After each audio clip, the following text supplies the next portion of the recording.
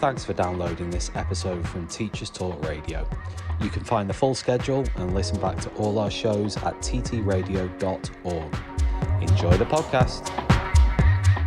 This show is brought to you in partnership with John Catt Educational, publishing professional development books and resources to support great teaching and learning in schools around the world. Have you checked out their latest releases? Use the code JCTTR2324 for 20% off your order. Don't miss out. Visit johncattbookshop.com to explore their full range of titles and advance your own professional development today. Happy reading. Bet UK is empowering the everyday wins, cheeky grins, big conversations, budding aspirations.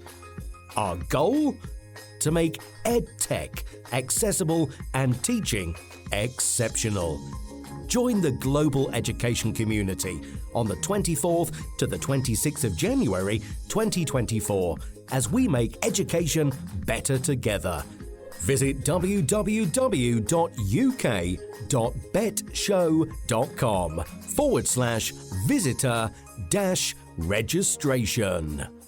Good evening and welcome to Teachers Talk Radio. It is Thursday, the 4th of January, and you are listening to Education Tonight with Brent Poland and Adam Spence. While we wait for Brent and Adam to arrive, let's quickly talk about our collections on our website. We have a bunch of collections on our website, ttradio.org, which are 4 shows grouped around topics and subjects. Brent and Adam now feature with their show on skills for the future, on our careers and futures collection, and we'll have those collections will continue to grow as TTR grows. Brent and Adam, over to you. We want you to know, Tom, if there's Russell from the Beanbags. Are we okay? There's not much feedback coming back from the beanbags. Your audio quality is absolutely fine. Brilliant. Absolutely brilliant. So yes, I'm just trying out my some of my Christmas presents, and you've already spotted another one of my Christmas presents. Every year, my brother-in-law buys me the latest rendition of Football Manager, of which the start of the new year is always spent. This is how I get through the Christmas holidays. You know? Yeah, it's a really good idea. I think. Well, I've got 6 games left of the championship season to try and get Notts County into a Premier League. I'll let you know how I've got on by 9 o'clock. Yeah. Oh, funny you've done that. I've gone for Wrexham. I thought I'd do the welcome to Wrexham and see what that would be like since they've got a bit more money. Literally, as soon as I got married, my wife was like, "This game's got to go." That was like a red line for her straight away.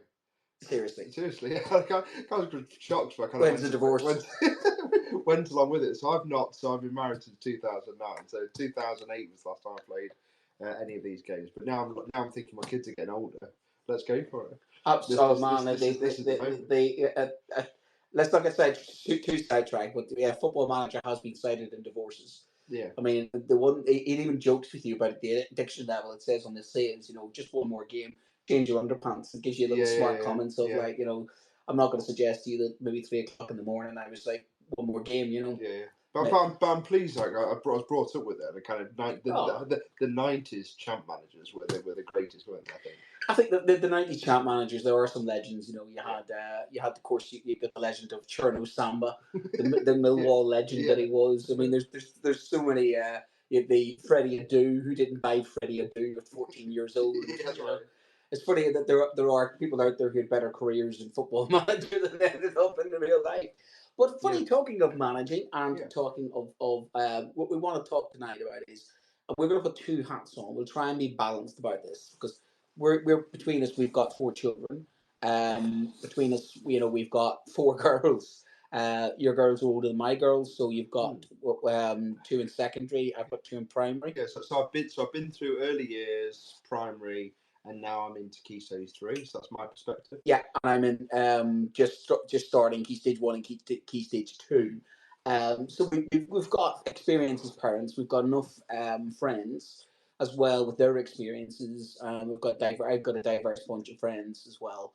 which I would say then I'd be able to use their experiences as well. And what we're looking at is this concept of snowplow parents. And I think it's a new terminology for a very old concept, which is that you have parents that don't really care for their children and don't turn up at parents' evenings, and you can't get them on the phone, and they are very laid back, easygoing, and then and there's different styles of parenting. They reckon there are four, and one that's always frustrated me is this idea of the snowplow parent. Not because I understand that they care, is that they care so much they actually disempower the child and they make the child's life a lot easier. And it's this idea of moving all the barriers out of the way, fighting the child's fights for them.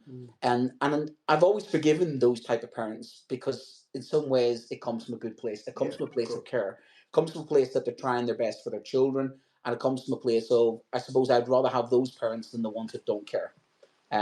What I'm seeing more of, and what you can read between the lines, is that there's a definite blurred lines now of how far these parents are willing to go and to get what they want. And with, I think, the weakening of the social contract in society as a whole, and with the offset of the social media culture plus the pandemic, I do think this is a factor in the recruitment and retention problem for schools. Of course, yeah, because it puts pressure on, doesn't it? But you missed one category from James Daly. Oh, from James Daly, yes. The crap parent. Oh yeah, well that was hit the media, didn't it? The Tory MP James Daly claimed that the most struggling children in his constituency are the products of crap parents. There we go. Daly emphasised the importance of a stable family unit. Sounds like very 1990s John Major. John Major, the nuclear family. The nuclear family and what was back to basics. Back to basics. That's right. And he was lecturing the country in back to basics and family values while he was having an affair with behind Norma's back with none other than, of course, a Derbyshire's own. Yeah, Egwina Kerr. Who's still quite outspoken. So we've had this kind of hypocrisy before from people lecturing and pontificating and then realising that let's not do that. But there he did. Mr. Daly defended his comments, stating that discussion is on finding ways to give children better options in life is necessary. He believes that parents should be able to teach their children basic fundamentals that shape their character. I agree with that. I actually do agree with that. Daly had previously blamed parenting and believes that it is directly related to social choices and decisions. So he's pretty much throwing parents under the bus. This whole debate, it's all the parents' fault. He argues that young offenders and their parents should take responsibility for their actions. Again, I think there's a grain of truth in that. I think people have to take responsibility for their actions. So some of his comments, I think, are... Is this coming from the perspective of supporting teachers? Or just wanting to get that kind of family unit thing back in? I think it's blaming the crap parents for the children struggling. So it's defending the children, but it's that analogy of if you train a dog to bark and bite and the dog barks and bites, you blame the person who's trained the dog to bark. And that plays well to a certain gallery. For me, it's a very black and white version of the world, and I think the conversation is more nuanced than he suggests. And we know from the area that we both worked in before that there were lots of children who were cared for by older siblings because both parents had to work long hours just to make ends meet. This is not mentioning any of that. It's very a biased piece. It's very easy to be judgmental when you don't know the full facts. It's literally judging. And we've said on previous shows, podcasts, and Twitter spaces before that actually the whole thing is so complex. And then because I was a governor in that area. And we knew at the time the children were coming to school in the early years setting without being potty trained and that type of thing. And they were saying that escalated worse after COVID. But again, it was about parents who actually, although they had children and wanted children and loved their children, the reality of life then kicked in and they just essentially had to go out and work all those hours. And a lot of that stuff that, we talked before about, I was fortunate in my setting that my wife was able to take nearly 2 years off work to do all of that stuff. Now that is a very luxurious position, especially in today's climate, and that was back in 2010. So even if I looked at my perspective now, if we had children now, I don't think that my wife could take 2 years off now, just because of. And then your girls would be losing out on on those. But here's the honest side of that: is that I've had so many examples throughout the years of the same parents siblings and siblings being completely different. Yes. And to a point where I've looked at a parent and said to a parent, you are not a crap parent. You're not. You're a good parent. And they've despondently looked at me and went, what have we done wrong? And the child is just nature or nurture. Some, some children are just the way they are, and there's so many factors to factor in. There are children that come from what you would term to be brilliant homes, stable families, upwardly mobile, upper middle class, with all the advantages in the world. And that doesn't stop them going into houses of parliament and become an absolute complete you-know-what. So one of the things I say to Mr. Daly is, if he wants to start pontificating about behaviour and saying it's crap parents, maybe he needs to look in the Houses of Parliament and start looking at those individuals, or maybe the House of Lords, and look for those individuals and say, did they have crap parents? I don't always think that the parents are to blame, and I think does all bad so there's the question: does all bad behaviour come from upbringing? No, it can't. It's a factor. The question therefore then is, how much of a factor is it? How much is the child's nature? How much is it in their DNA? How much is it in the preconditions? How much is it into the life experiences, the life chances they have? And there's so many different things. The friendship groups, the parents' friendship groups, the trauma they might suffer or not suffer, or how they recover, the resilience rates, the stoicism rates, their access to sports facilities, their access to care, the strength of their family. And that's the other thing. We talk about family. I talk about grandparents, talk about the extended family, talk about cousins, talk about that. Parents, being a parent is a difficult thing. And to get angry sometimes when people just go, well, it's the parents, and they judge. And I think that's wrong. However, parents are part, I think, of the issue, but it's the question of how much do you suggest that parents are responsible? How much is the child responsible? How much is it takes a community to raise a child? How much is the wider community? How much is the country? How much is everything connected to that child? For every person who's had any input into it, from the childcare to the primary school teacher. The problem is everybody's looking now when something goes wrong to point the finger and say, girl gets pregnant, school aren't teaching about sex education. Knife crime, what are they teaching them in schools?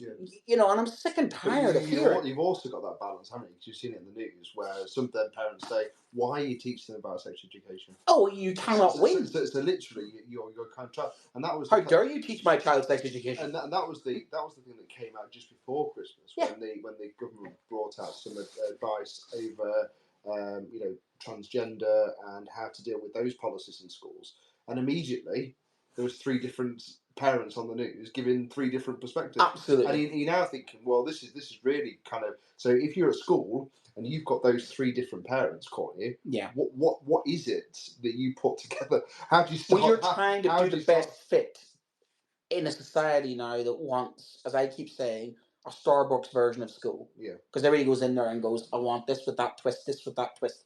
You can't even call it a coffee any longer. It has to be double waka waka chaka waka. With some stupid language they make up. I have no idea what it is. Just give me a coffee. I want one if anyone's got it. Well, if anyone's got an Uber account, I want to send one. I mean, it's just get like a cocktail bar now, you know what I mean, with your own little sort of like way of doing things. And that's the problem now. Everybody's second guessing everybody. He was an expert. I mean, you saw during COVID, everybody was an expert in transmissible diseases. Now, climate change is not existing. We are living in a world of post-truth. We are living in a world now where everybody, parents know better than teachers. And do not get me wrong, teachers are part of it as well. We need to learn to listen and communicate better. I think we need to engage a lot more with parents. I think we need to build and earn their trust a lot more. I think we need to repair at the damage that's been done, I think, to the reputation of teaching. Because unfortunately, we haven't damaged it. It has been damaged by the government, it's been damaged by the media. And unfortunately, that leads to bad experiences. And every bad experience now is amplified by a factor of 10. Because that's it. The local newspaper has, one teacher's done this, or how ridiculous is this school not letting the kids. You saw it with the toilets. People who don't work in schools going, it's disgraceful, the children should be allowed, it's their human rights. Well, I'll tell you what, you get your backside into school and you try and stop them vaping and going to the toilets. Get your riot gear on and go. You know what I mean? It's the problem now. Everybody's got an opinion and everything, but not people have looked into it in greater depth, not looking at the evidence or the reality of it, or listening to those in the middle of it. And that, I think, goes for all sides. Parents need to have an input into a child's education, but there are sometimes they need to shut up and say, that's the expert, That's the teacher. They kind of know what they're doing. I trust them. Yeah. I went to my dentist. So is it a trust issue then? Well, I went to my dentist today, right? I handed my two crowns over to him and says, these came out over Christmas. Guy just puts them back in and says, this is what I'm doing. Talks me through it. And then he hands me some chocolates, which was some it wasn't chocolates. It was, he was joking me. Right. I've known this guy like 15 years. He's been my dentist for 15 years. I'm one of the lucky people that still is an NHS dentist. I can I can trust that he is going to go into my mouth. He is going to drill, and then he's going to cause me a little bit of pain. But I'm okay with that. He's my dentist. Yeah. I'm not going to go on Google and go, that my dentist has done this, that, the other. Second guess. I think we should just pause and let everyone just to imagine going into your mouth. Anyway, but that's the point. Yeah. I don't second guess. Don't second guess my doctor. I don't second guess some individuals. But we are living in a world now where everybody seems to second guess everything and have an opinion to the point where the trust has been eroded. And I think we're all part of that, and our parents are part of it too as well. But going back to that, I hate those headlines because it just creates a mantra of society today, and that gets the fist pumps, and it's that mantra of the kids these days are like that, and I don't think it's fair. Kids these days majority of them are brilliant. The majority of the kids these days I've taught for 20 years. The majority of them are absolutely fantastic. They're all brilliant. But can I just come back to your point that you talk about? Oh, it's a good point. The experience. I've just got this feeling your dentist trying to get you just shut up a minute so I can get in your mouth. He's the one of the few people that you have to sedate you in some way. You talked about you mentioned experiences there. How much of this do you think is a reflection / projection from the parents' experience of school themselves? I think that is an issue that if you've had a negative experience and you reinforce, and that does reinforce your concept of bullying. I think some parents now have had some trauma from school. Yeah. I mean, and that's unfortunate. And again, I think some people's version of school is coloured by their experience of school. And if that happened to be a negative experience of school, I think that's filtering in. Mm-hmm. And that's going to be a bad thing, because if more of our children are having such a negative experience of school, by the time they're parents, they in turn will then pass that ideology and philosophy on to them. So for me, then that becomes a cultural thing. And I think there's something in the Western world. I think there's something definitely, looking at all the stories we're going to go through tonight, from Canada, New Zealand, Australia, America, Britain, there's something in the Western world, the Anglo-Saxon world, within education, about behaviour, parents, social media, respect for education, recruitment, retention. There's definite patterns, I think, across those parts of the world where this is happening, because this concept of snowplow parenting, of course, the word comes from America, and that's been happening there. And of course, whatever happens there seems to happen here then a few years later, or in a slightly different way. Yeah. But the same patterns hold true. And that's the thing, is that we're not in isolation in the UK. These patterns are being repeated on a global scale, especially within the Western world, especially in the older democracies and the mature countries. I'd say in the North American and ex-European areas. It seems to be the opposite for teachers because I remember using it for my interview originally when going into teaching, about my own kind of bad experience of education. Yeah. That I wanted to then flip that. And I've heard it a lot from teachers. I've sat in a lot of interviews, and I've heard of this thought of I didn't get on righting wrongs. Righting wrongs. Yeah. Fixing the problems. You've talked. Given the opportunities that you didn't get. Yeah. There is that saviour thing that we tend to do as teachers. So, and I think that's part of the nature of going into the job. Same as the nurses and the doctors. I mean, they don't go into the job to earn a lot of money. Context excluded.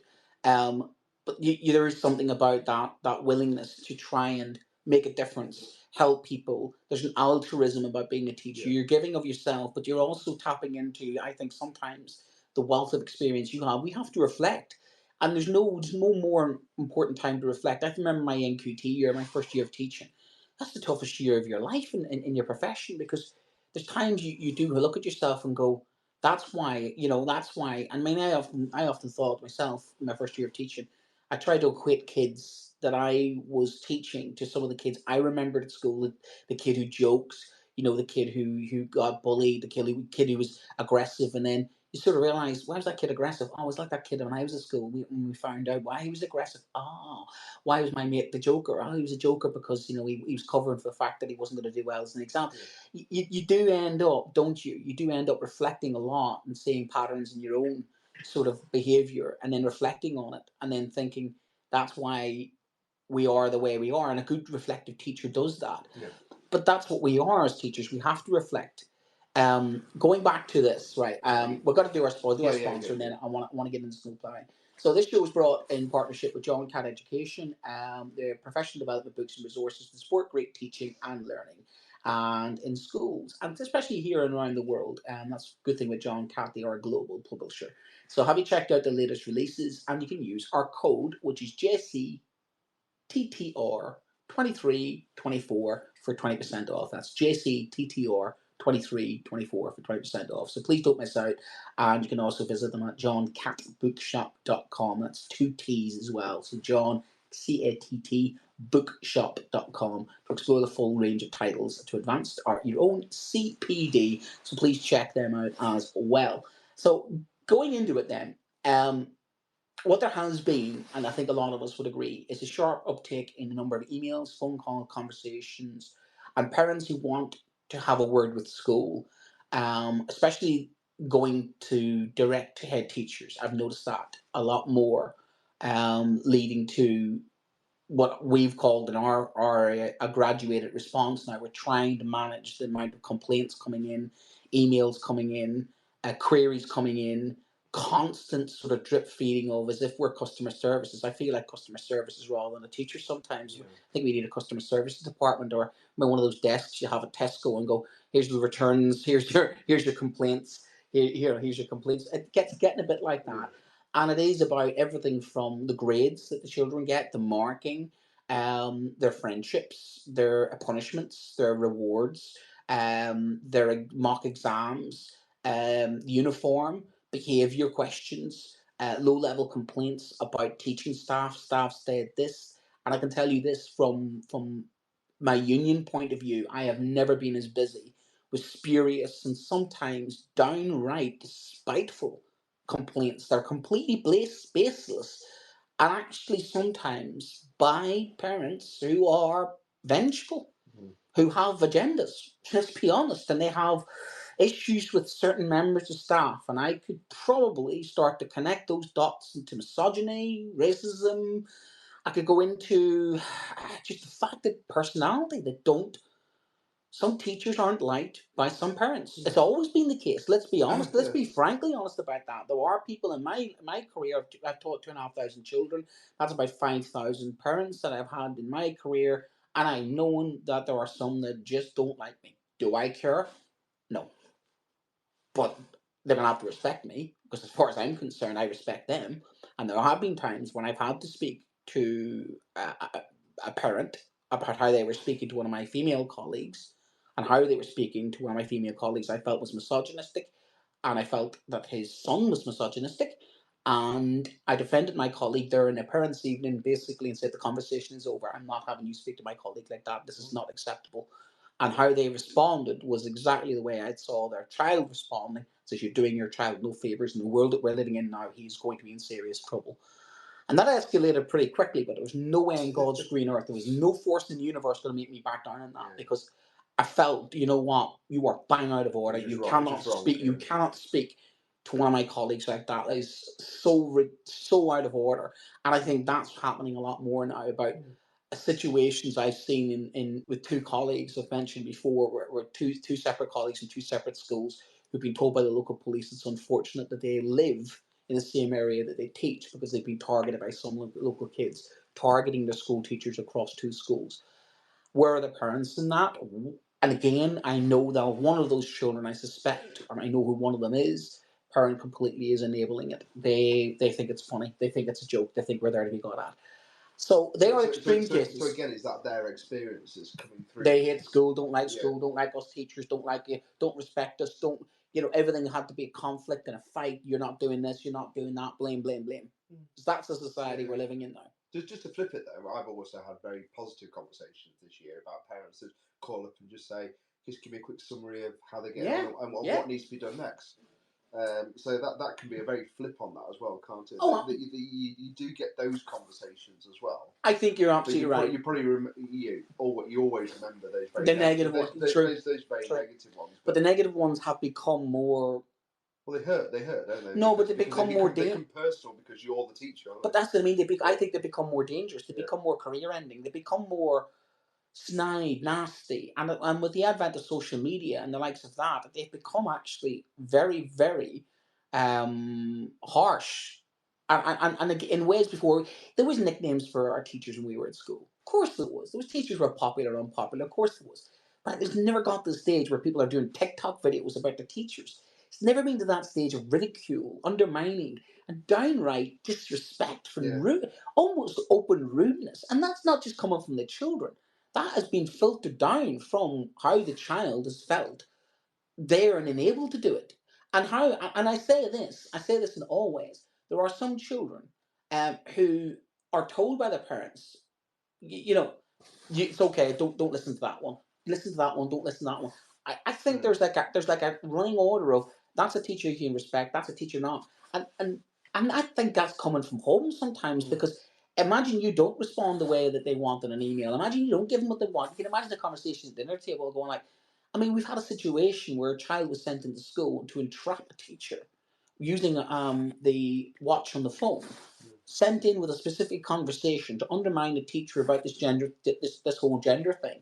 It was plainly obvious that was a setup. It was plainly obvious that teacher was being set up by parents at home using their child to entrap the member's staff. For why? Because they didn't like his politics. We've had instances of LGBT teachers being run out of schools. We've had instances and this cuts across all political sides. I mean, I think this is the problem now. Schools are starting to mirror society in that way, and society's become a little bit toxic and nasty and taking sides. And God bless any head teachers because they're having to field all these questions from parents and close the school from one set of parents. This is happening a lot more recently. Like there's snow on the roads and we have buses coming in. And the head teachers, God bless them, have to make a decision to keep the school open or close the school. And it's roulette. Yeah. They close the school and there is people up in arms going, oh, it's just a couple of snowflakes, what's going on in this country? They keep the school open and then there's parents complaining going, those buses aren't safe. You cannot win. Or if you imagine it from a head's point of view, someone gets injured that day. I mean, all hell breaks loose. They're second guessed. They're second guessed. And that, again, during the likes of COVID, that was the situation during COVID. Did they wear masks, not wear masks? And again, our decision makers were always those people who were getting in the neck and getting emails and complaints. And I think that's what's starting to happen a lot more. There's a lot more complaints coming in and a lot more complaints that are sometimes, I think, genuine. Let's be honest. I think there is. Sometimes we get it wrong. Sometimes we teachers get it wrong. Yeah. Sometimes the grade is wrong. Sometimes, we make a mistake. We're fallible. But I've had this question that I've thought to myself. I know I've voiced it before. Are they actually complaints? Because you hear this word a lot, don't you?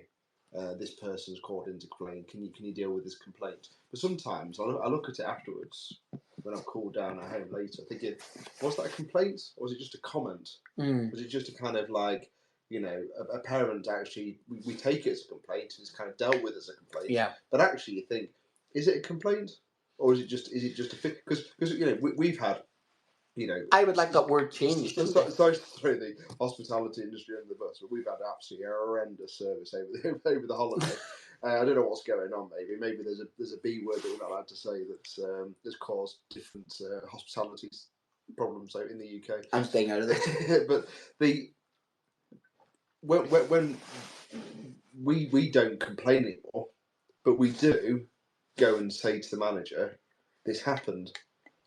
And we're very careful to say we're not complaining here. That's feedback. We are just explaining. But that's feedback, isn't it? It's not even that really. We're just explaining our perspective. Yeah. So what we're saying to you is, we came here tonight like a parent would send their child to a school. This is our perspective of what we expected. This is what you've delivered, which is the same, isn't it? If you're going to go down this kind of private sector marketisation of schools, and there's a mismatch of the two. Now, as long as it's sorted, as long as that manager says, actually, I've heard what you said, and yes, we got that wrong, and I can understand your perspective, and what we'd like to do is fix that problem by coming back, and it doesn't necessarily have to be money off or something, but just to know it's been dealt with, and then actually we're more than happy to come back and use that service again. So maybe us as teachers need to learn customer service roles. If you're right. I mean, a lot of schools have policies not like of when you respond from emails. My policy is if a parent's being horrible in an email, I'll respond when I want. I'm not going to respond to them. In fact, there are times when I get an email, I'm not responding to that. Somebody's going to respond to it. I'm not responding. Who's responding? I'm not responding to that. Because I've been. I'm going to ring a telephone. I'm going to ring and I will contact and I will call and I'll have or a face to face. I would rather the amount of times that I have had an email and then I've had a face to face and that person's come out and said, "Oh, that was a lot easier." And I thought, this is why parenting. This is why face to face. And this is why the old school is so much better. You can build. I wouldn't have, imagine my dentist was treating me 15 years remotely. I wouldn't be able to build up that rapport and relationship with the guy. Yeah. He wouldn't be able to have squeezed me in, as a personal thing. You build relationships, and it takes two-way. You're right. It does take two-way. You've got to work hard to win parents over. Absolutely. But they've also got to they have to change their expectations of schools as if we are some sort of, as I say, customer services. We are teaching 417 children. I've had that once for parents. So they don't get that. Right. So this is getting to the wider issue then. Your children in primary school now. Correct. And I think there's a big difference in primary school interaction and secondary. So in terms of your relationship with their one teacher and head teacher and maybe their pastoral SEN lead, if you kind of have that kind of contact, what is that like? How would you kind of describe that? Because I'll explain. I don't know. Ask my wife. Yeah. Well, but then again, and there is one lead parent in it. It's more my wife, because if when are the parents' evenings? 2:00, 3:00 in the afternoon. Don't get to go to them. When is those contact times to go in and let's go see the nativity play during the day? I don't get to go, and that's the discriminatory thing of being a teacher or being a parent. My wife has to do a lot of that. Yeah. It's not because I don't want to. It's because I'm busy doing my job, looking after everybody else's kids, and I do resent that a little bit. But that comes back to the problem of it's easy to imagine you've got two parents who are teachers. Yeah. Then what happens? But so it's just go back to the core issue though. I think what we had from primary school was a bit more of a kind of easier access. Oh yeah. To that person, and because I think you had more frequent access to that person. Seeing your child 8 hours a day, if you do breakfast club and extended, so you've got 8 hours a day. They're going to know your child pretty much as well as you do. But you only have to build a relationship with 1 to 2 individuals, and that's one personality as well, isn't it? Correct. Yeah. And of course you'll probably know about that person beforehand, because you'll go, who do you have next year? You already have a precursor of what that teacher's like, because maybe your siblings may have gone through there, or they have a reputation in the school. The kids themselves already know, I've got such and such a teacher. They're very strict on that. They're very good on that. They're very musical. So they come with that already. Whereas in a secondary school, the transient nature of 1 hour, you have 14 to 15 teachers. And that becomes then, you can imagine the overloaded parent. And the child comes home and says, I didn't get what I wanted. My maths grades are terrible. The first thing that the child might turn around and says, well, you've had 6 maths teachers. What's going on with the maths department? I'm going to make a complaint. It's not good enough. And I think sometimes they target the wrong individuals. I think they sometimes, and I think this is what parents do sometimes, they go for the person they think they're going to get the most out of. Or, I don't get as many complaints as, say, some of my colleagues. I've even had parents saying that there's no point complaining to you. So why? Why? That's your Christmas service. Well, because it's going to be. Don't bother. Because I'll solve that in about 30 seconds. In other words, a mature, ankle biter like me isn't going to get the same sort of treatment. And I think, unfortunately, that's the problem. They pick and they choose. Do some teachers inadvertently, thinking they're building relationships, end up almost giving too much power away? I think some teachers pacify parents. Yeah. And come and see me. Have a chat. But also, I think some head teachers do this, and some parents become nightmares because, to apply the Winston Churchill narrative, appeasement makes the aggressor stronger. If you have some parents, especially parents of children who've got complex needs, And unfortunately, when they get to secondary school, they may have had such a nightmare going through the system, going through all sorts of systems to get their children what they need. I think they're very quick to just basically, you're another obstacle in my way. And I felt like that. And I had to say that to a parent once. You felt that I was an obstacle to get another barrier to get you what you wanted. What you wanted and what I wanted was exactly the same thing. I want the best for your child.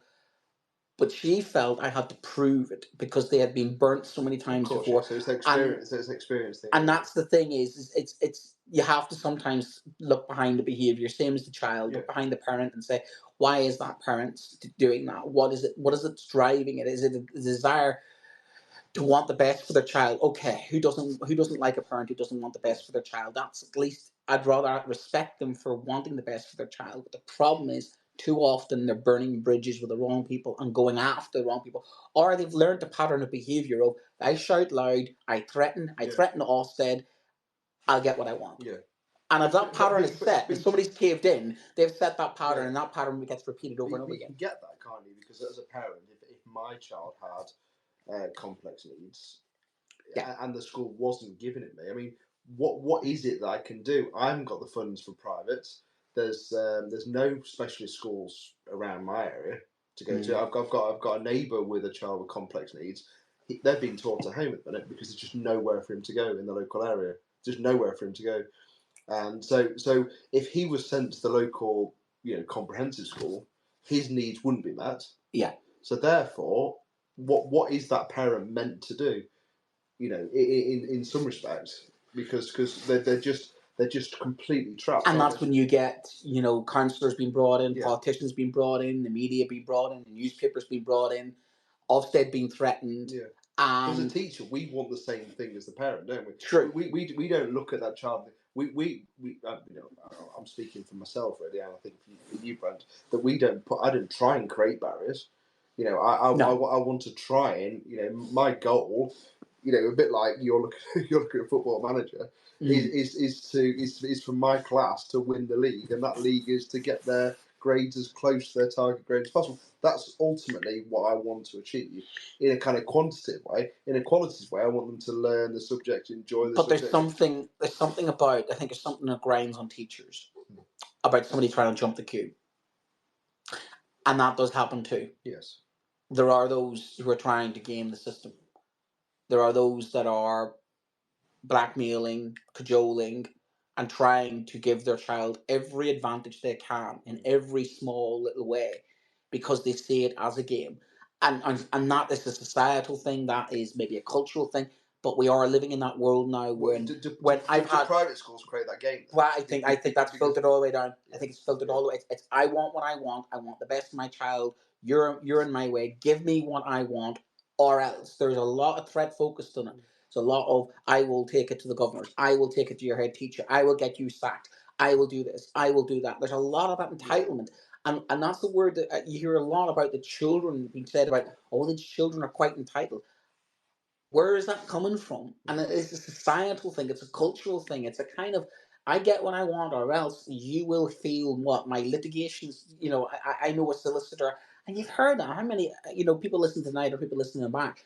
How many times have you overheard, a conversation from one of your colleagues where somebody has been threatened by the legal, somebody's been threatened by Ofsted, somebody's been threatened by, and parents are very good at that. Some parents have actually, of course, realised that the schools are vulnerable, or they go above their head. I'm going to go to the chair of governors. I'm going to go and complain to the local press. I'm going to destroy the reputation. And unfortunately, spitefully and vengefully, the local media is full of stories like that. So I was going to say, who's the driver of this? Is it the Department of Education telling parents that this is the way that you do things? Is it Ofsted, or is it just a kind of? Is it just a? Is it like a Mumsnet kind of thing? Well, Mumsnet's part of it. I mean, what's been an increase in these parents' rights groups like Us for Them, and those people going. Same with you're saying about sex education. We don't want our children to be taught this. What are they teaching history in schools? Everybody now wants history taught their way, their history taught their way. My child to be taught this. And the problem is, people have forgotten when you send your child into school, it's a shared environment, and that you have to compromise.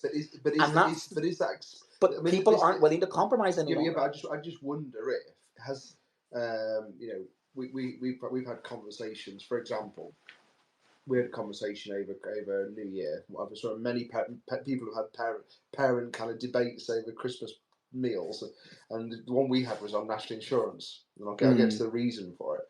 And my dad was very much the case of, where I expect this from the NHS. Yeah. And the kind of 40-year-olds around the table were having a very different opinion, going, well, no, not really. It shouldn't be. It's not that first class. You just walk through the door and get served anymore. It's this.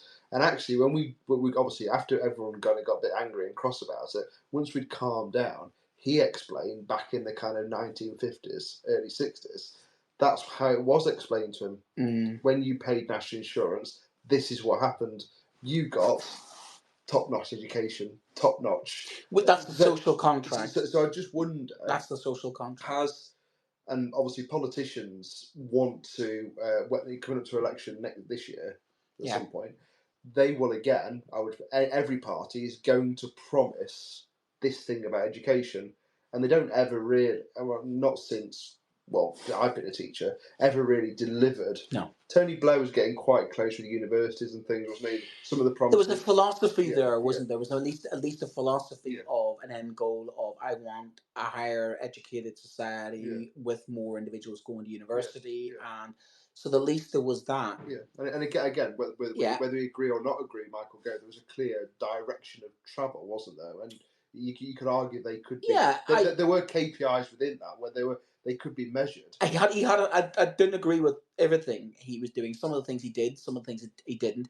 But he had a philosophy at least. Yeah, they could be. There was an ideology behind what he was doing. Yeah. So my question is, are we almost setting ourselves up to? Are we saying, if you look at, again, we've talked about the adverts on the TV for teaching, what the public sees as teaching, and what we probably do sometimes at a parents' evening or open evening or that type of thing. I remember going to my daughter's school. The first thing we saw as we walked in was two students playing chess on a poster. Yeah. Now, my daughter's been there 2 years.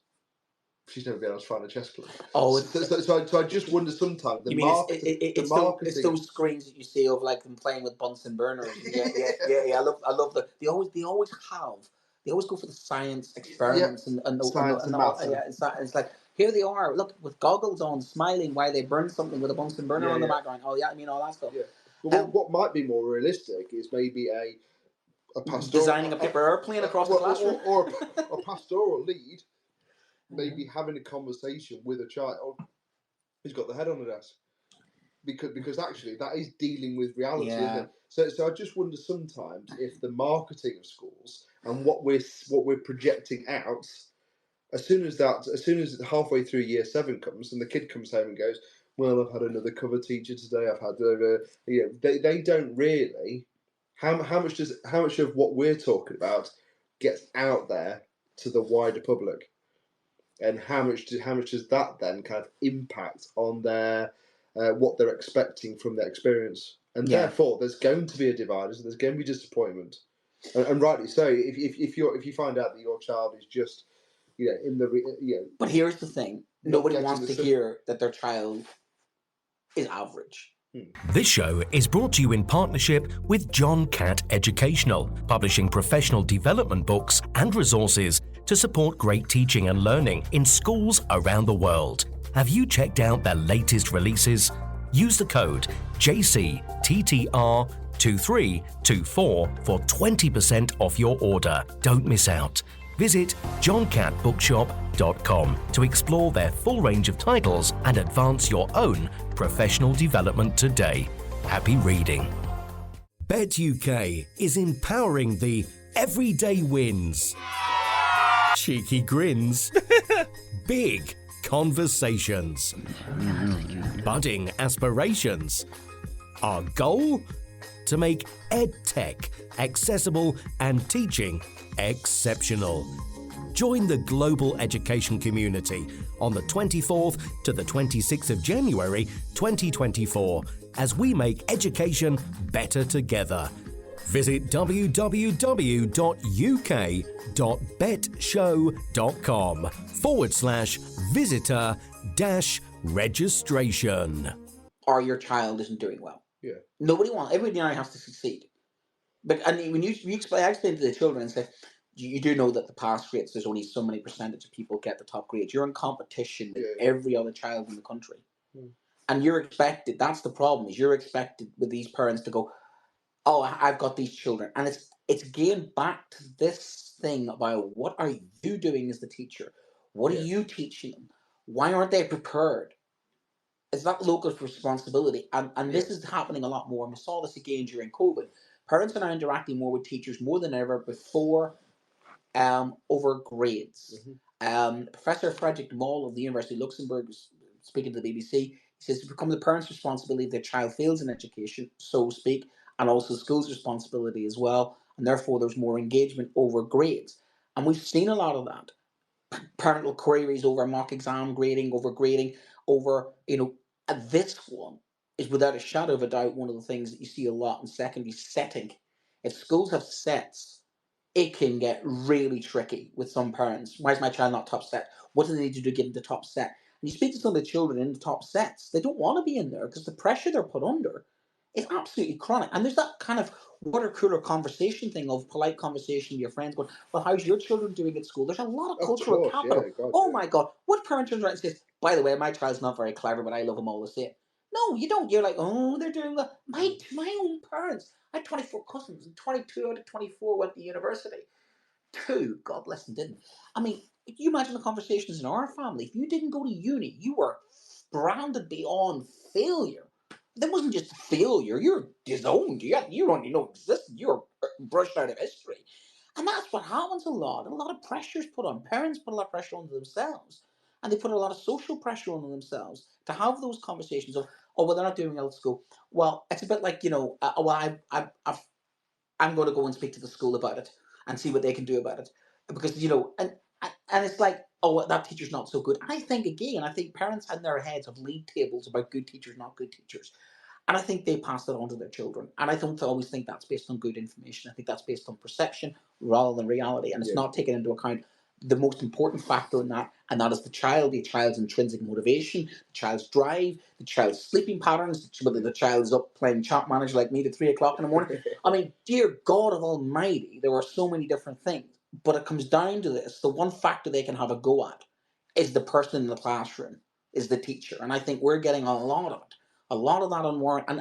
And again, schools are not helping us, because how many of us have been exposed and never supported because a bolshy parent, a snow plowing parent, has complained to a head of department, and that head of department just went, I'm going to move that child into my class. Yeah, I think that's a wider problem. It is when there's a kind of, I'm going to move that child. I can handle that parent. It's all right. I wonder how many heads of department will take the flak like that and solve it.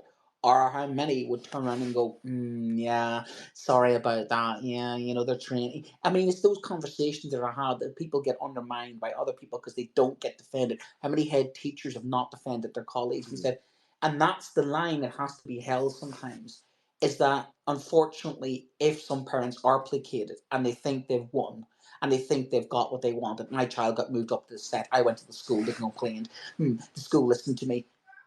Does that make them A, believe that they have justified in their actions, or B, is it fair?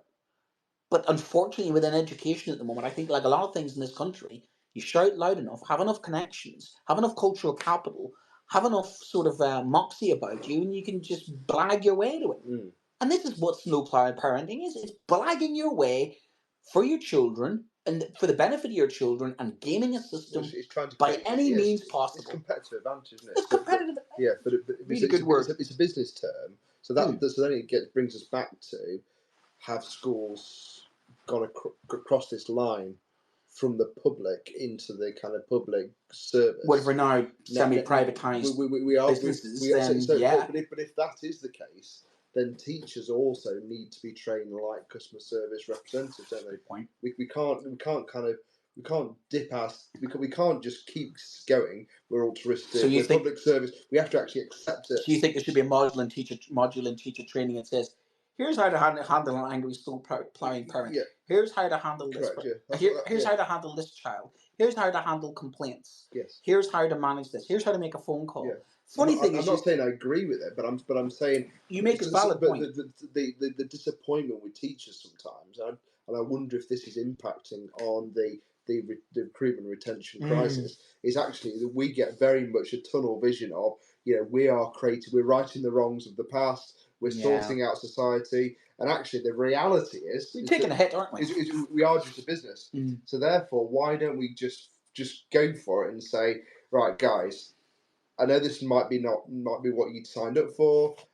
Maybe you can train new teachers like this, but ultimately, you are a customer service representative that teaches lessons, and that is the framing of what a teacher is. I think you've got a point. According to the pandemic, has made things worse. There's more parents groups in both the US and the UK. In the UK, it's seen an increase in parents who desire to control constant communication and reassurance, not just around children's attainment, but around their social interactions too. So year aheads will tell you it's constant about their friends, constant about their lives. I think we're far too involved in the lives of some children, and some teachers now, especially the year aheads, the pastoral teams, are so much now about the life of, if you knew what was going on in that child's life, and you're like, okay, I don't, but what am I here? A social worker or a teacher? I think there's a definite mission creep that's happening. And it's not a bad thing in some ways, because once you get the full picture, then you can help the child more. But it is a burden that we have now when we know all this information about certain children, and you have to then factor in that into behaviour systems. And again, what is the mission of school? But in both countries, the same, the UK and US, more parents are opting out of traditional schooling, and homeschooling is increasing. Again, Australia, New Zealand, Canada, United States, and UK have all seen a massive increase. It's tripled in the US. It's gone up by 50% since the pandemic in the UK, the amount of homeschooling. So I think there's something in that as well of, well, you know what, maybe I could do it better than the teacher. Maybe I want to pull my kid out of the mainstream school and do what I want to do. So many different reasons for homeschooling, but that is a definite rise in that as well.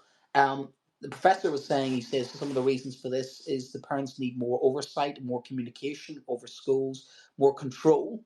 People need to feel more control, and it's cultural and economic issues as well, such as vast, changes in parent expectations. He also said parenting demands are changing how some schools operate. Schools are trying techniques such as more frequent detailed communications and working harder to get their message out in front before. So that's what you're saying: websites, constant communications, bulletins going home, text messages going out. When you think of the amount of interactions schools are doing now, it used to be parents even was one interaction a year.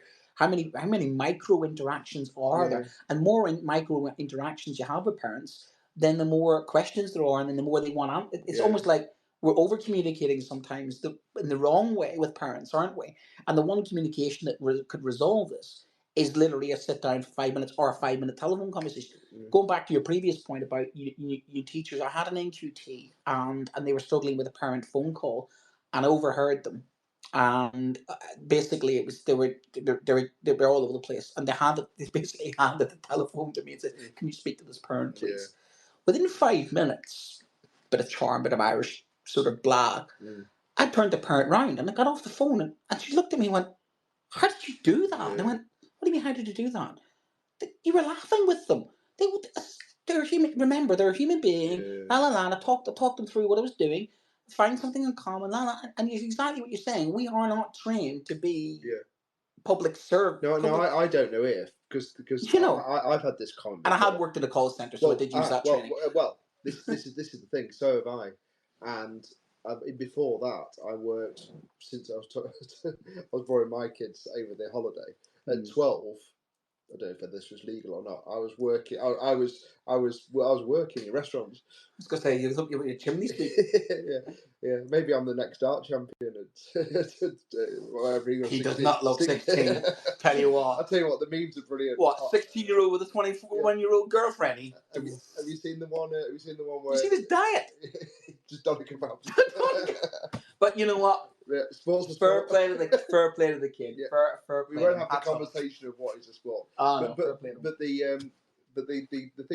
is that I think that working in those very, very hostile environments, kitchens, restaurants, call centres, and then I became a teacher at 24, 25, actually gave me something. Not that it's correct in any sense, but having a parent on the phone, for me, is a million times better than a drunk 6 foot guy, swearing at me in the face. Do you know what I mean? Squaring up to me in the face. Do you know what I mean? So I have a different kind of perspective of it, because I felt in one sense that my literal life has been threatened. In previous jobs, and then this is kind of. I think some of my colleagues have lost their moxie and their confidence. Of course, yeah. And I think they're vulnerable. Yeah, but I feel that. And I think some parents have taken advantage of that vulnerability. I think they're privy to understanding the vulnerability of some staff within their own departments and even school. And I think the scuttlebutt of back channels and talk about how all the teachers talk about other teachers, kids can sense and they know. I met an ex-pupil there the other day and was out with friends, and he came over and shook his hand and everything else, and they've got mates rates at the local eatery. And he was talking me through, who's still there? And he mentioned one member of staff, and I says, yeah, they've retired. Well, they didn't know how to discipline the class, sir, did they? And I'm like, what do you mean? I really loved their class, but didn't know how to discipline the class. And you think, that's their reputation. And you think, but it's difficult. The kids know that. It's difficult because sometimes the reputation is that there's too much discipline in them. But the kids know that. Bring that back to the parents. And then are the parents sometimes thinking, I can get more out of that person because they're vulnerable?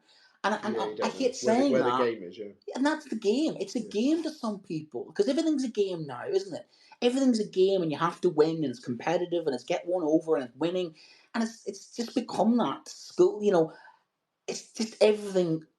Ends justify the means to some individuals now. And especially if they're successful and they get what they want, then that encourages them. But anyway, let's talk about our sponsor, John Catt Education, who are the publisher of fine books and resources in teaching. Which I'm sure there's behaviour management ones. All the rest. There is plenty of behaviour management ones in there. Fantastic behaviour management ones indeed. Learning about schools, and of course they are global as well, John Catt Education. So please check out their latest releases, and you can use our special code, which is JCTTR2324. So it's JCTTR23 and 24, and that's for 20% off your first order, or your order, actually. Keep ordering as many, I don't know if it's first order, as many orders as possible, but check that out and see, tell me if you know. And that's John Catt Bookshop, you'll find them, and that's 2 T's as well. So John, CATT, bookshop.com, to explore the full range of titles to advance your own professional development, and please enjoy. I do get emails from John Catt to my school email, which always makes me laugh every time I get one. Himself. Yeah. Hi, it's John. Hi, John. Hi. Hey, John. I wonder if he's a real person. If I didn't meet him, I'd have to go, hello, John, and go, I wouldn't. I'd call him Hi, John Catt Books. Oh, no, you would not. Well, if you're listening, John, thank you very much for sponsoring this as well. And no pun invented in your words whatsoever. Right. So snowplow parenting is this idea that parents close down the barriers and make, it's also called lawnmower parenting. So parents basically move all the barriers of the children out of the way because they don't want their children to fail, because they want their children to succeed. So it comes from that benevolent place of wanting the best for your parent, which we established.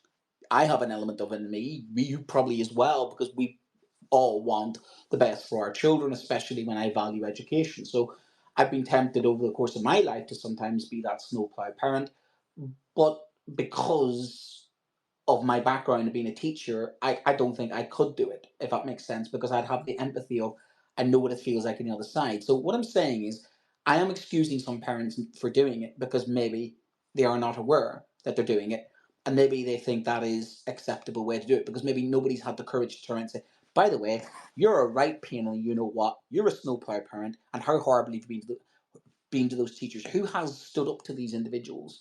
Because in a society now where everybody placates, if you're a snowplow parent and you're successful and you think it works, then you're going to tell other people. I think it's an endemic. I think it's one of those things that if you see other people doing it, then you realize that's the way to do it. You'll then turn around to somebody on social media and say, I went into that school and I taught that teacher and I stood up for those kids.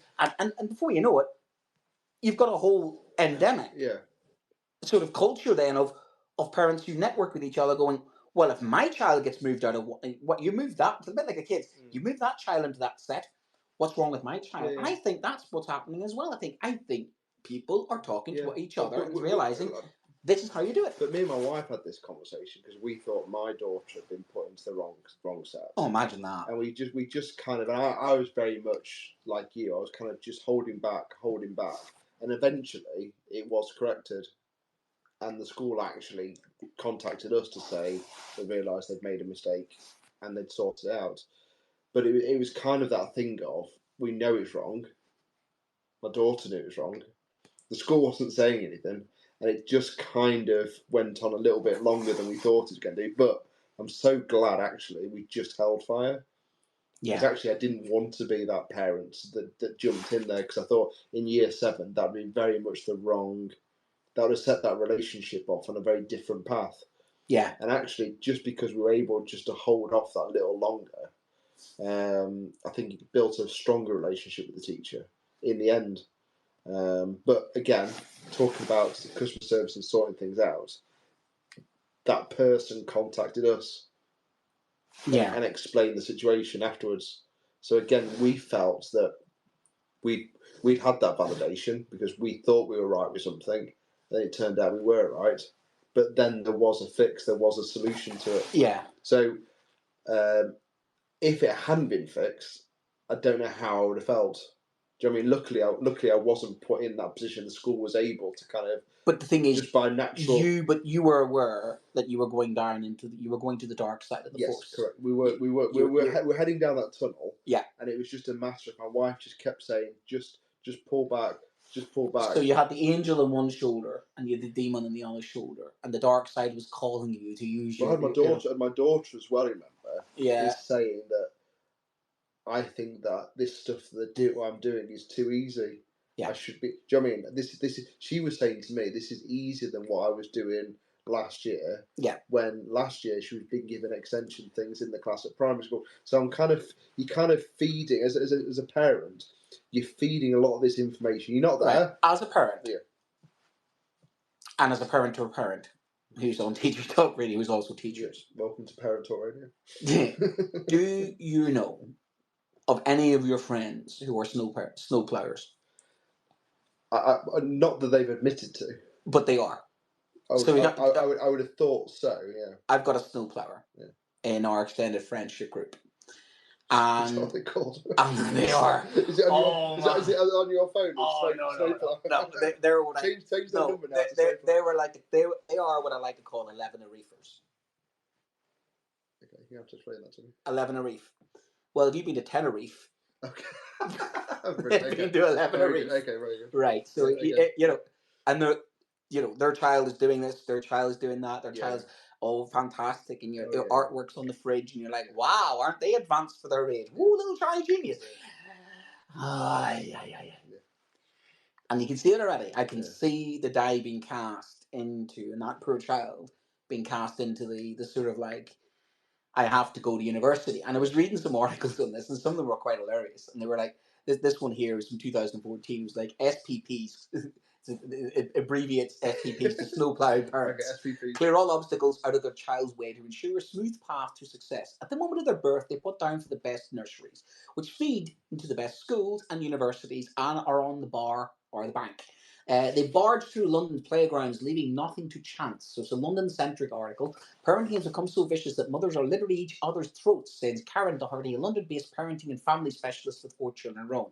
I've seen mothers ostracized because their daughter got into a competitive school, but the worst I've seen is a mother whose daughter wasn't offered an interview to a top day school. She called up the school and demanded it change its mind. She snowplowed her daughter in after all, and at the school gates they saw another girl who came on her own, who asked her mother if she knew which building to go to. The mother replied, "This is a competition, go find it yourself." Okay.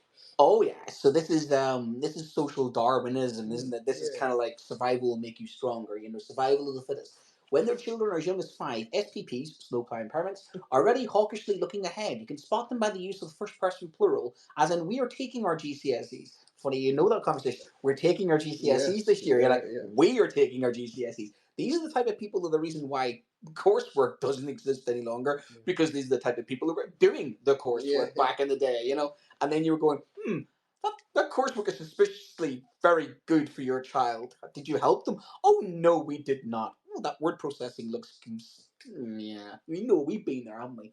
They believe one bad maths exam at junior school is enough to be demoted permanently to B list and end up on the top prep schools would even consider them.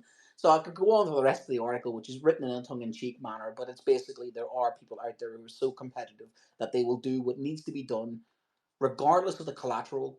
You're a head teacher, you're a teacher, you're in their way, and they are going to do everything in their power to ensure that their children are given the best opportunities. Now, I forgive them for one reason and one reason only. It's because they care. And it is because they care I would rather deal with them because at least they care enough about education. For me, that's the key thing I want from a parent. I want a parent to be engaged. But what we're saying tonight is what is the right level of engagement? Do we want parents to be more slow plowy? Because at least then they'll come and they'll engage. You won't get the engagement you want, but at least they care. Or is it easier for us if they just never come? So we've got a couple of people in today. So we've got Kat, I think that's Daisy, is that right? Yep. And Stephen? Yep. And Stephen. So what are your thoughts? Would you like to kind of butt in at any point and let us know kind of your thoughts on... Are you a snowplower? Are you a snowplower yourself? Have you fallen for the dark side? You shamelessly snowplowed at any stage. Have you been a victim of a snowplowing parent? Have you been on the receiving? Have you been snow? Or lawnmowered, because it's also called lawnmowered or snowplowed. Have you got an example of snowplowing parent getting what they want and it being unfair? Have you seen snowplowing parents being stood up against and stood up, and being well, the snowplow being inundated with so much snow that it wasn't able to plow any longer? Well, how do you stop a snowplow? How do you stop a snowplow? How do you stop a snowplow? It's one of those things you have to say after a few beers. How do you stop a snowplow? How do you stop a snowplowing parent? Right, so any thoughts, Kat and Daisy? You can message in the chat if you do want to kind of have a say. We'd like to hear your thoughts. Or Tom, are you still with us, Tom? He's playing Football Manager. He's playing Football Manager with Notts County. How's Notts County going, Tom? Oh, got a big game. We've got a big game coming up. We're at home to second place Norwich. Oh, man. Oh, you want to do that thing of at halftime? Where are you? Where are you? Let's be having you. Have you come up against snowplowing parents recently? I'm more of a Ramsey than a Delia, I think, as a manager. Have you come up against snowplowing parents? Sorry? Have you come up against any snowplowing parents? Any... Have you been snowplowed? Oh, I can't say too much because otherwise I'd get into trouble, I think. But it's all right. I'll defend you. I'm a union rep. That's me. I think you can take what you like from that answer. I would say I think everybody has, to a certain extent, been up against a form of it. I think if you are in a more private sector, I'd say without a shadow of a doubt, because the snowplowing parent is, of course, has a cousin, which is the helicopter parent, which is that based upon that idea that the parent, I think was it one parent in a private school, was so upset about the grades that his child got, he took the private helicopter. And that's where that phrase helicopter. He took the private helicopter to land in the school to go speak to the teacher in question. If he'd have put a snowplow on the helicopter. No, you can't do it. The idea of snowplowing is that you move the obstacle. You're being facetious. Yeah. So that's where helicopter parenting comes from. The difference with helicopter parenting is that helicopter parenting isn't as radical. Snowplow parenting is basically moving all the obstacles out of the way. Helicopter parent is keeping an eye on things a lot more. So that's more watching and that's more kind of questioning. Whereas the snowplowing parent is they don't want the child to fail. They will do whatever is possible to game the system in order to ensure that their child succeeds at all costs, even if they themselves have to be the obstacle. And it's the parent that becomes the obstacle. Like they become the issue. It seems to be it. But I just wonder if in this whole relationship, because what we found as parents is that we've kind of accepted, because obviously it helps that I'm in secondary education, or I will be. Maybe not for long, but we kind of we'll go over that edge, to do a bit more for the child, for our own children. So we know that as parents that we need to fill those kind of gaps, because we know the where the kind of where the gaps are, and we know what a secondary school can actually do for our child in a class of 32, and we are a bit more kind of realistic about what would happen. I think the thing for me that worries me and has worried me about my oldest daughter is that she enjoys the arts and the crafts, she enjoys the music, she enjoys the sport. She's not enjoying maths. She's not enjoying maths ever since they did the exams, and it was that she felt that she couldn't compete with her friends who were better at her in maths, and that's already stuck. It's destroyed her confidence. So she's good at geography and history because she watches the quizzes with me, and she's got my library of history books behind me, and I can see already what's starting to happen is I can see already my daughter in her own mind is starting to fixate on she's just not as good, because this is where it starts. Do I know some of our friends who have already been extensively tutoring their own children in maths, knowing that it's going to give them an advantage. Now, do I want to do that to my own daughter? No, because I want her to enjoy learning. I want her to have a childhood. And I think some of those snowplowing parents are so driven and so motivated. I think they forget it's about the child's motivation. And what I've seen some of those snowplowed children, they're afraid to fail. And and you get this a lot with top sets, especially I've seen this around GCSE time, all of a sudden it gets difficult. I think some of our children don't have the resilience and they don't have the stoicism because their snowplowing parents have been making life easy for them all along. And all of a sudden, when it gets difficult, then it's like, what do you want me to do to our history exam? Would you like me to make it easier for you? I'm sorry, I can't snowplow the GCSE exam. Yeah. It is what it is. I can't make it different. I can't do a differentiated copy of it. I can't do a little worksheet. I can't do any of those mitigations whatsoever. You're going in that exam hall with the same every person in an exam hall, whether you like it or not, and there's nothing you do. And that's when you get really difficult conversations of like, well, they can't do it. I went, well, they can't do it because they've never learned to fail before. Mock exams is always telling. The amount of times I see children completely, and because the mock exams they find difficult, because all of a sudden the realization is you can't snowplow your way through it. You've got to go in that exam hall and you've literally got to pass an exam. And that's where I think, unfortunately, some good intentions of the snowplowing type parent who's trying their best, and they forget it's not about them trying their best, it's about their child. And I think that's the problem, is that, and it goes down to what's happening a lot in society. If you're making life too easy and too straightforward for children, or if you're gaming it, what happens when the rules change? And this is the thing with our children, what happens when the rules are changed with AI? What is snowplow parents going to do AI? You're trying to have a conversation with AI. I think for a lot of children, the rules have changed, haven't they? Because they did receive a grade during COVID that has inflated their target grades, hasn't it? Yeah. And I know I don't know how a lot of schools dealt with that in terms of in the GCSE. I was kind of out at I didn't really do any. I think a lot of schools had a lot of trouble with a lot of parents, especially around I mean, university. So we were kind of during that time we were doing BTECs, and there wasn't really any kind of change to that at all. So I was kind of out of this loop. But I just wonder sometimes, after then going back into GCSE and A level over the last couple of years, how their grades, how their teacher assessed grades were actually explained to the children in terms of what it is they've actually achieved by getting that grade. Because when they've come to the next set of grade exams, and they've then actually really struggled, that they haven't had. They've had the more normal experience has kind of tripped them up. Yeah. Because if you let's say if you achieved a grade A star because of a teacher assessed grade, and that has been just explained to you, and the parents didn't really understand what was happening, but your child now has this piece of paper with an A star on. Now, I'm not putting any blame on anybody there, but that is the quantifiable thing, isn't it? I have got an A star in this subject. Right.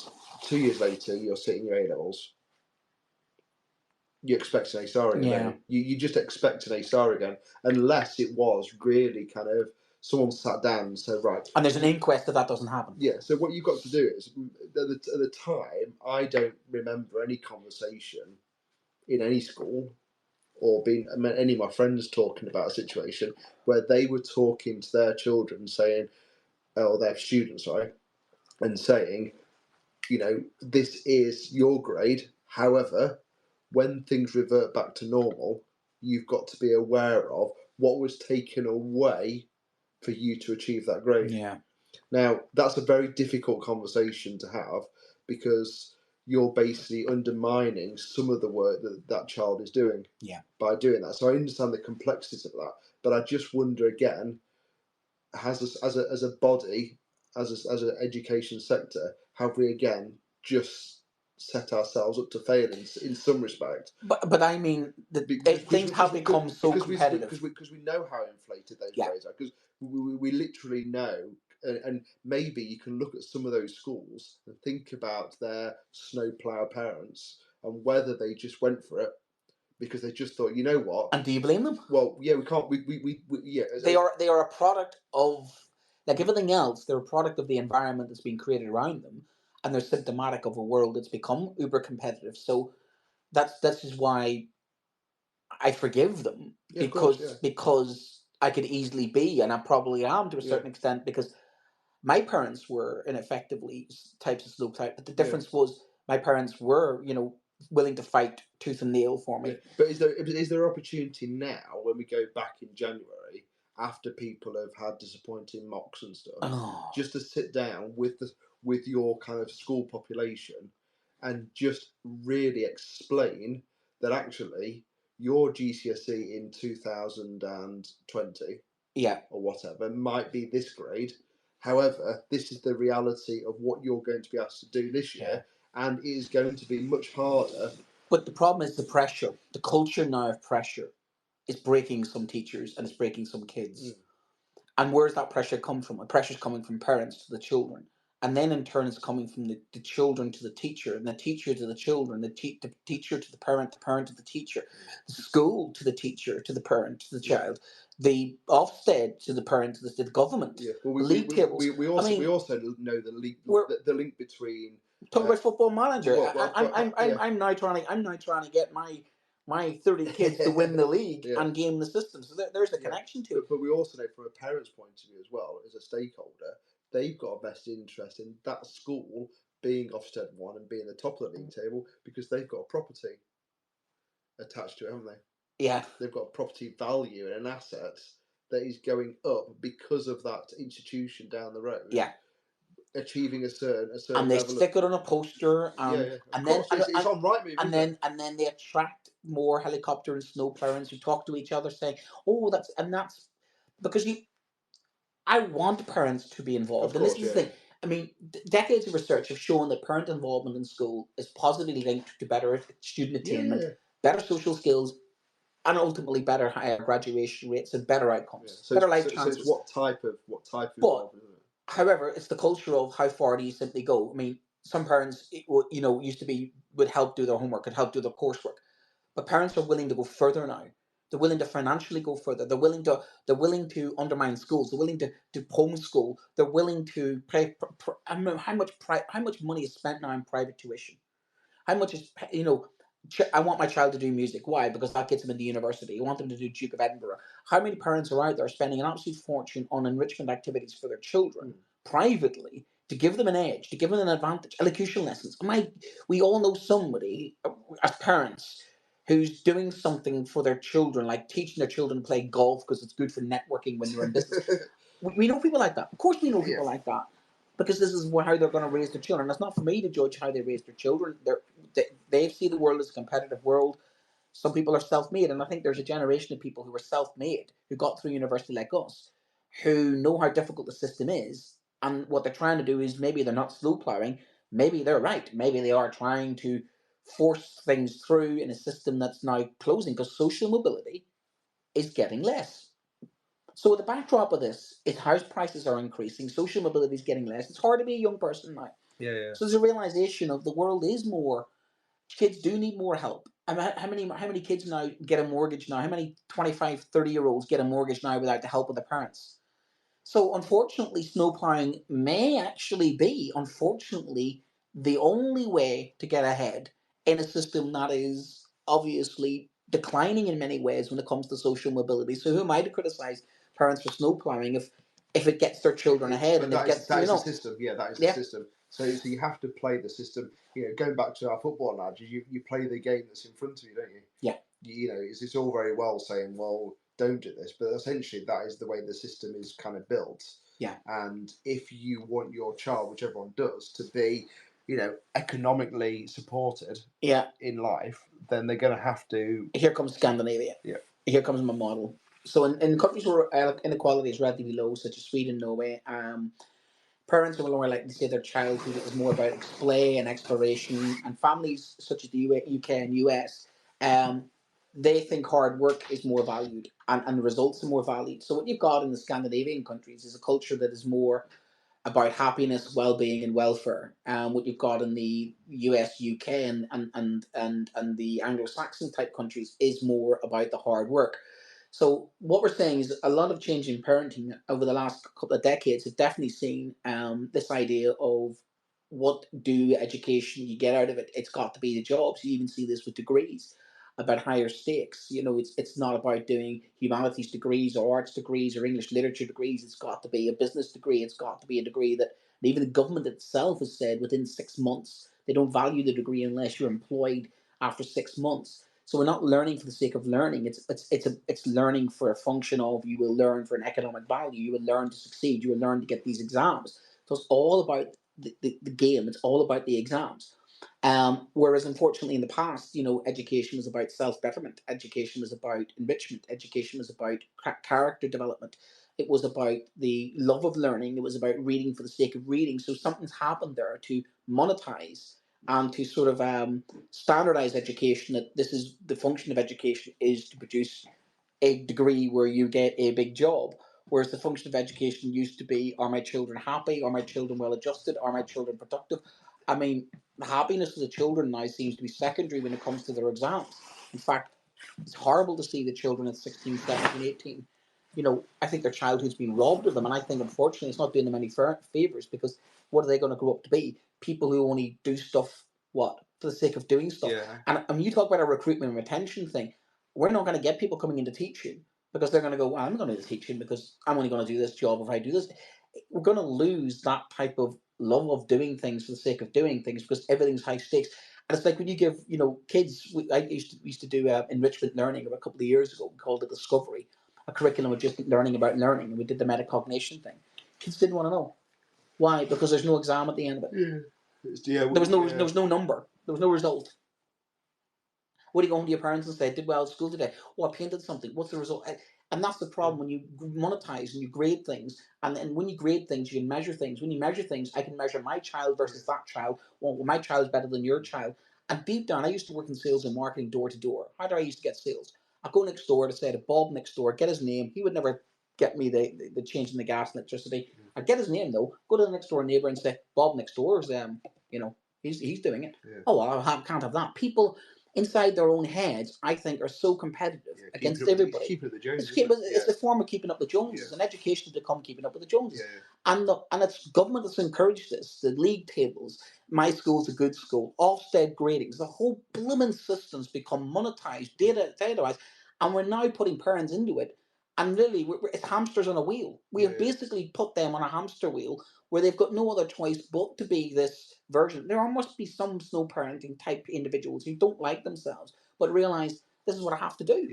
We're presuming that there's a kind of they're enjoying doing this, but they might just be purely thinking this is the only way that my child can break this system. Yeah, you might sit down with the parents and they might go, absolutely, I completely disagree with this. However, I am still going to do it because I still want my child to be the best. And you can't kind of argue with that in some respects because we all want that, don't we? Yeah. The difficulty is sometimes I think teachers find it quite hard to articulate that to a parent that we are. I mean, I've said it so many times. So to a child and to a parent, we're on the same side. we're not on a different. We're not. I am not. I am not in the room with your son daughter restricting their access. I am working tirelessly every day, every week to give access. And I think that's what that relationship with schools and home. And I think one of the things she did say before she left Ofsted was Spielman did say about that broken social contract that we don't have. It's back to the show title tonight, the Goldilocks moment. How much parental engagement do we want? How much is enough? I want parents to contact me, yes, when there's a problem. I want to communicate with them, yes. I don't want too many communications, but I'd like some feedback. Yes. I'd like them to come to parents' evening. I'd like them to support me. I'd like them to not badmouth me at home. I'd like them to support the school. I'd like them to support the school policy. I'd like to support the school uniform. Even if they don't agree with it, they shouldn't be having these conversations in front of the children. I think there are far too many children who are hearing conversations from their parents, which undermines A, the teacher, B, the school, and C, the whole value of education.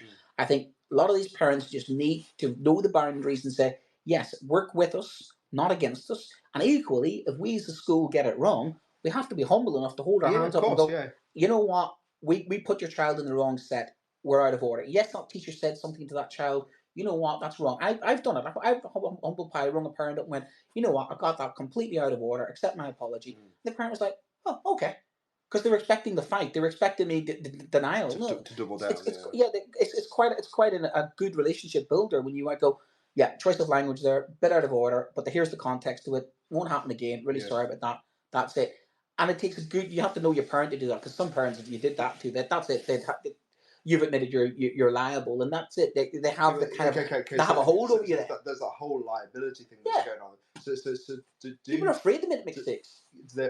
Teachers are afraid to make mistakes. That's it. Are they then afraid to actually just admit that they got something wrong, in case there's then kind of come back on that?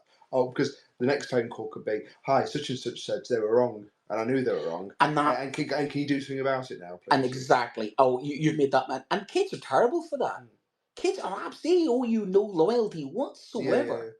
They absolutely don't. But I have that with my own kids. That's what I was saying to you earlier. And then actually, when you've had as a parent who sat down, we're lucky that we can sit down in the evening and talk to each other. Actually, when they've said something, second question, third question, oh, it wasn't a thing. Yeah. It wasn't a big thing. Yeah. And my daughter go, yeah, I actually understood that wrong.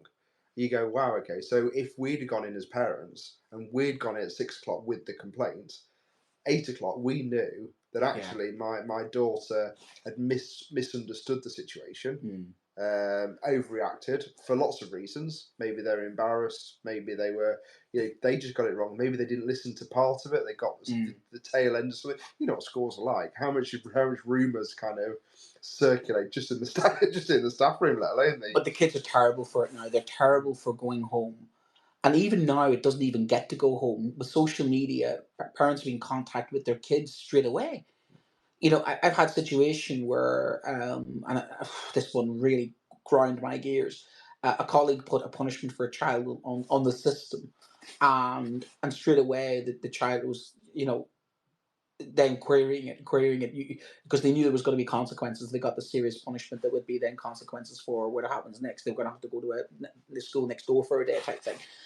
Because they'd accrued enough points to be able to be punished to the next level, whatever our level was. And he then went down to a support member of staff in the office and then got them to check on the system that the point had gone in, and then contacted home to the parent at work to say, it's not my fault, it's the teacher's fault. Well, number one, I went to that support staff member and said, don't ever do that again. Don't ever undermine it like that, ever again. And they thought they were doing something nice, something benevolent, something good for the child. Don't ever do that again. That has not been through the filter of, that needs to go to a year ahead. That needs to be a cooling off period, because the first thing that kid is going to do is go to his mum and say, they're out to get me. It's not my fault, not my fault. Who's she going to believe? Of course she's going to marry little Johnny, a little prince, you know what I mean? And that's the type of thing that's happening, replicated up and down the country. Kids are, texting their parents straight away and going, teacher just punished me, they're out of order. You do need some trust to be built up, and parents need. I said to the kids before Christmas when I was getting a bit annoyed with one of my GCSE classes, which I every Thursday I stayed behind for an hour after school, make them a cup of tea. And I just felt they were being a little bit taken advantage, for granted. And I just walked out of the one lessons and I felt just a bit down on myself and a bit sort of got at by them when they weren't happy about their mock exam preparation. That I'd spent 2 nights preparing resources for them, and I came in, they were like, and it's like, I spent 2 nights of my blood, sweat, and tears doing that for you. The first response I get is not like thank you, sir, or thanks for doing that. I thought I just reached that point with them, and lo and behold, they were like, it's your fault. You're to blame. You chose this job. The first thing I said to them was like, do you think there's another person behind me coming in and going to do this? Do you think we're replaceable? Do you think there's a supply of us out there that you could treat me like this? You need me more than I need you. And that comes down to that relationship. I think the snowplow parents don't realize what they're doing sometimes. They're actually rubbing people up the wrong way. They might actually get better results if they worked with people. Because nobody likes a bully. No. Nobody likes a bully. No, that's true. I think that's a great way to kind of end the show. Next week we'll be on a slightly different, different platform. So let's just thank our sponsor, John Katz, because this show is brought to you in partnership with John Katz Educational, publishing professional development books and resources to support great teaching and learning in schools and around the world.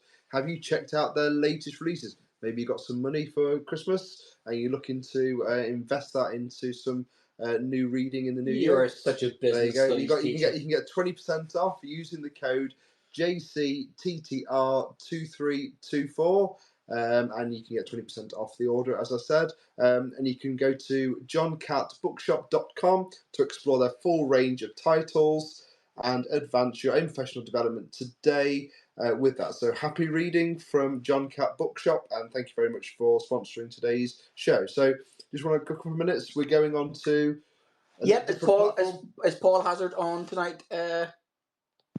Paul's not on tonight, but he will be on again next Thursday. My contemporary Le Prof. And we've got the Sunday review. Weekly review is on Sunday live at 10 a.m. Adam, I believe you're on this Sunday. Really looking forward to it. Adam's making his debut on Sunday. Yeah, hopefully, yeah. Free transfer from Derby. Free transfer from Notts County. I'm 1-0 down. It's not looking good.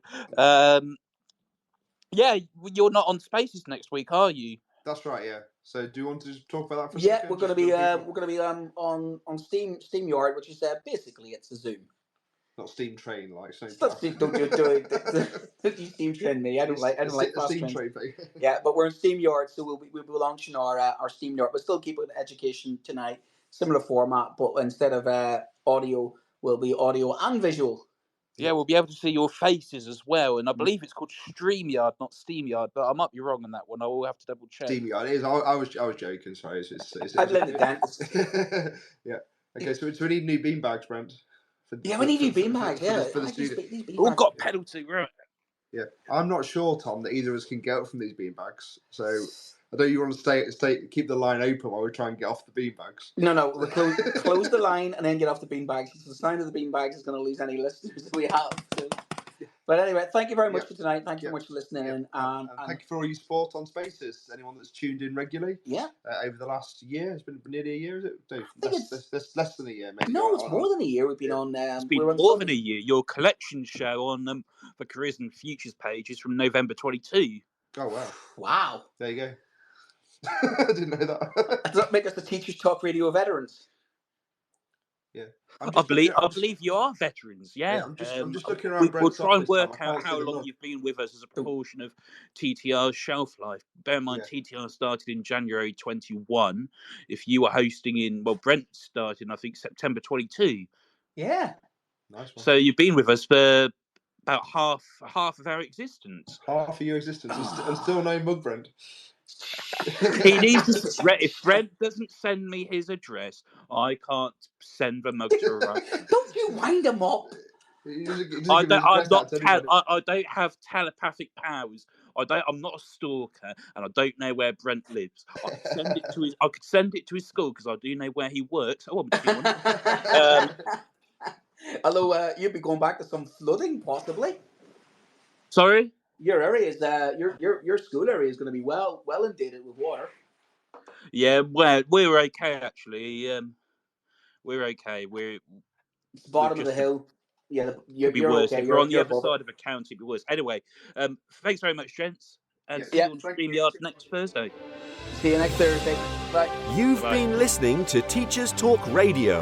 Tune in live and listen back at ttradio.org. We look forward to hearing from you next time on Teachers Talk Radio.